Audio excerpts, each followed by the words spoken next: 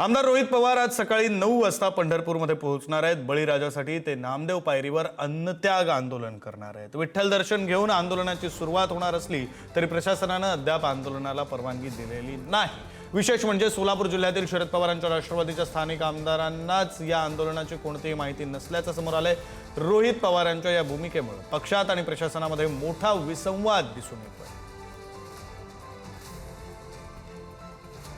रोहित पवार आज पंढरपूरमध्ये अन्नत्याग आंदोलन करणार आहेत। बळीराजासाठी शेतकऱ्यांसाठी त्यांचं हे आंदोलन असणार आहे। मात्र या आंदोलनाबाबत त्यांच्या पक्षातील आमदारांना कल्पना नसल्याचं समजतंय। प्रशासनाकडून अद्यापपर्यंत परवानगी देण्यात आलेली नाहीये, त्यामुळे प्रशासन असेल, पक्षांतर्गत असेल, मोठी विसंगती दिसून येते, विसंवाद दिसून येतोय।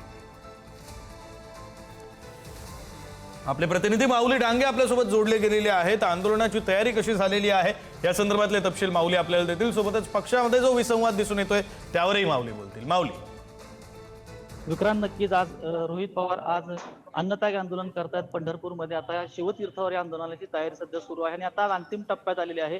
कालपर्यंत तरीही पोलिसांची परवानगी या ठिकाणी कुठलीही नव्हती। आपण एकंदरीत बघू शकता की आता पोलीस प्रशासन सुद्धा दाखल झालेलं आहे आणि पोलीस प्रशासनाच्या वतीने या सर्वांना नोटिसा सुद्धा बजावताना आपल्याला पाहायला मिळते।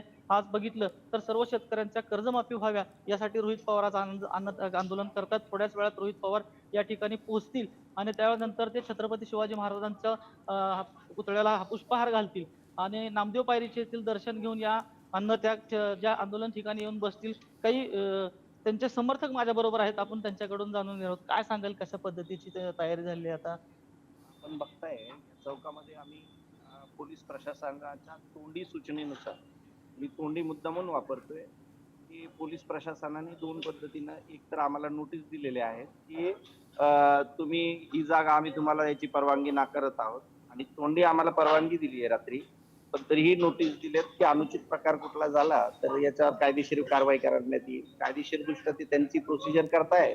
त्यांनी सांगितलं की ही उजवी बाजू जी आहे ट्रॅफिकची ती पूर्ण बंद करावी आणि ट्रॅफिक सुद्धा वर बंद केलेलं आहे। आम्ही आवाहनही केलेलं आहे की जशा पद्धतीने आषाढी कार्तिकीला आपण वाहनांचं नियोजन करताय त्याच पद्धतीने आंदोलनाच्या दरम्यान आपण हे नियोजन करावं, कारण अधिक मासाला 2च दिवस राहिले। 2 दिवसांच्या अमावस्याच्या नंतर अधिक मास संपणार आहे।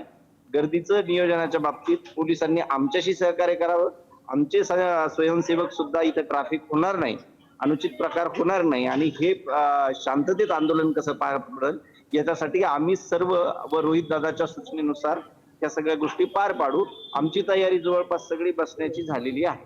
विसंवाद दिसून येतोय, काही आमदार आंदोलनाला येणार नाही असं समजतंय? नाही, आमचा गोंधळ असा झालेला आहे साहेब की पक्षाचा वर्धापन दिन असल्यामुळं सगळ्यांनाच मुंबईला जाणं जवळपास सगळ्यांनाच कंपल्सरी होतं। त्यामुळे आमचे सगळे आमदार आणि खासदार मुंबईला गेले व जवळपास काल सगळे इथं पोहोचलेले आहेत। आम्ही कंटिन्यू त्यांना भ्रमणध्वनी मोबाईलद्वारे संपर्कात आहोत।